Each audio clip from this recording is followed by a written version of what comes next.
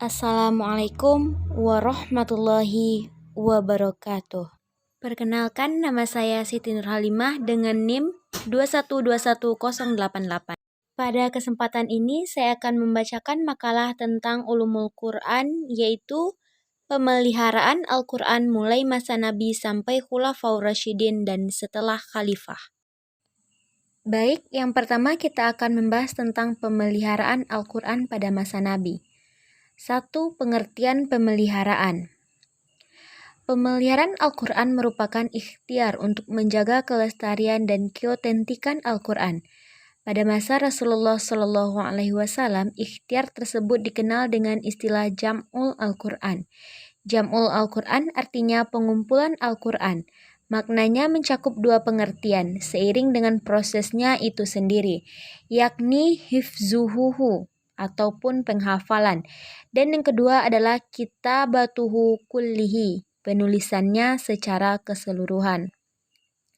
Yang kedua adalah gerakan penghafal dan menulis Al-Quran pada masa Nabi Shallallahu Alaihi Wasallam.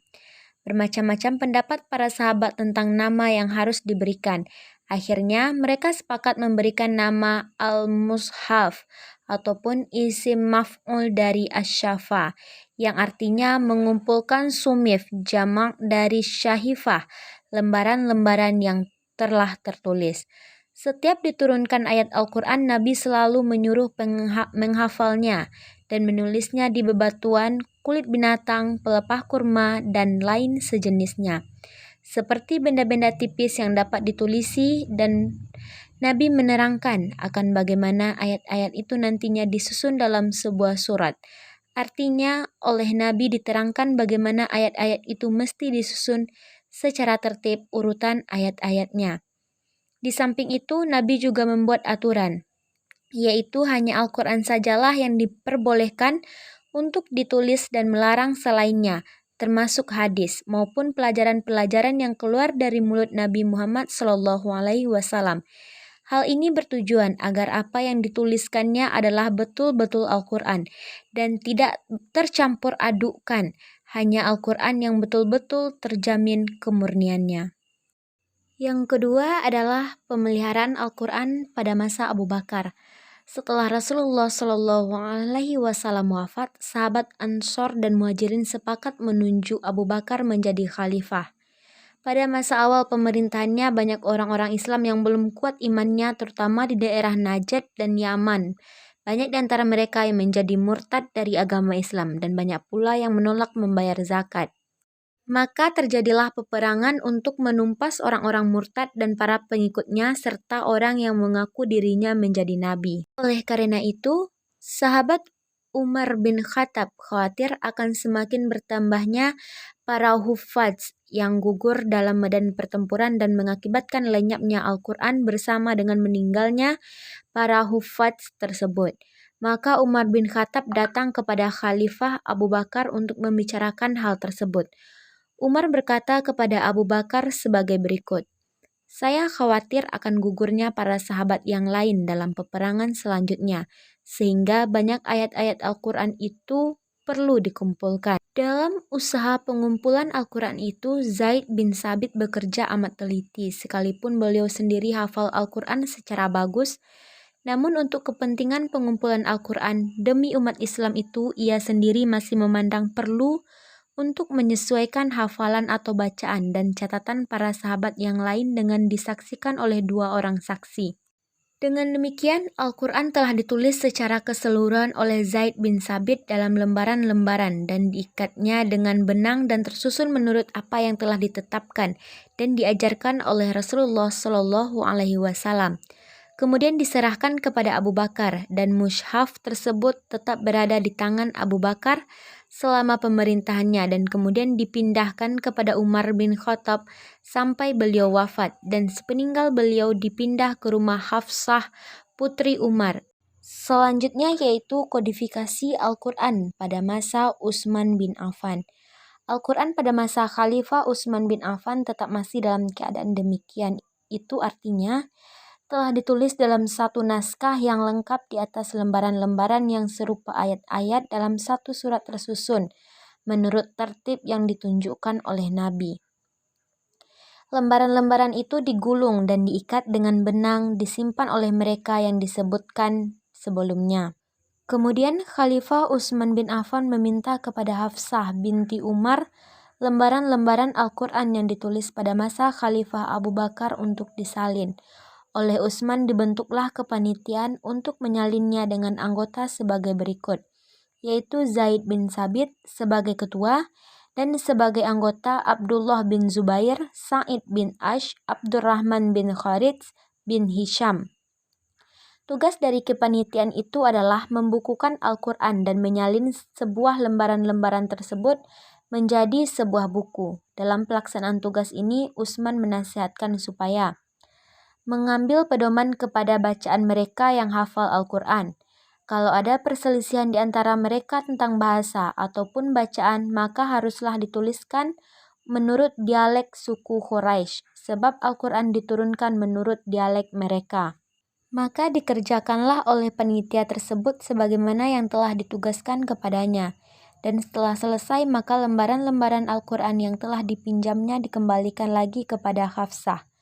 Al-Quran yang telah dibukukan dinamai dengan Al-Mushaf, dan oleh panitia ditulis sebanyak 5 buah. 4 buah diantaranya dikirim ke Mekkah, Syria, Basroh, dan Kufah, dan yang 1 buah di Madinah untuk Khalifah Utsman bin Affan sendiri. Dan inilah yang dinamai dengan Mushaf Al-Imam. Sesudah itu, Khalifah Utsman memerintahkan untuk mengumpulkan semua lembaran-lembaran yang tertulis Al-Quran sebelum itu dan membakarnya. Dan dengan demikian mushaf yang ditulis pada masa Utsman itu kaum muslimin menyalinnya. Dengan demikian maka pembukuan Al-Quran pada masa Utsman faedahnya sangat besar, antara lain menyatukan kaum muslimin kepada satu macam mushaf yang seragam bacaan dan tulisannya. Yang kedua, menyatukan tertib susunan surat-surat menurut tertib unit sebagaimana yang kelihatan pada mushaf pada masa sekarang ini. Dengan usaha-usaha yang disebutkan di atas, maka terpeliharalah Al-Quran Al-Karim hingga sampai kepada kita semua sekarang dengan tidak ada perubahan sedikit pun dari apa yang telah diturunkan oleh Allah Subhanahu wa taala kepada Nabi Muhammad SAW. Dalam pada itu, Al-Quran dihafalkan oleh jutaan umat Islam. Ini adalah salah satu isyarat bahwa Allah senantiasa menjaga Al-Quran, dan dengan ini terbuktilah penjagaan Allah. Baik, yang terakhir adalah usaha pemeliharaan Al-Quran setelah masa Khalifah yang keempat. Demi memudahkan umat membaca Al-Quran dengan baik, mushaf Al-Quran pun dicetak sebanyak-banyaknya setelah melalui tashih, pengesahan dari ulama-ulama yang hafal Al-Quran. Pemeliharaan Al-Quran tak berhenti sampai di situ. Di sejumlah negara, didirikan lembaga-lembaga pendidikan yang dikhususkan mempelajari ulum Al-Quran ataupun ilmu-ilmu tentang Al-Quran. Salah satu materi pelajaran yang diajarkan adalah hafalan Al-Quran. Di Indonesia, terdapat banyak lembaga pendidikan yang mengajak penuntut ilmu untuk menghafal Al-Quran. Demi memotivasi umat untuk meningkatkan hafalannya, kini diselenggarakan Musabaqah Hifzil Quran ataupun MHQ. Sebaik-baik kamu adalah orang yang mempelajari Al-Quran dan mengajarkannya. Itu merupakan hadis riwayat Bukhari. Adanya lembaga penghafal Al-Quran ini, maka kemurnian dan keaslian Al-Quran akan senantiasa terjaga hingga akhir zaman. Dalam sebuah hadis, Rasulullah SAW bersabda, para penghafal Al-Quran ini akan ditempatkan di surga.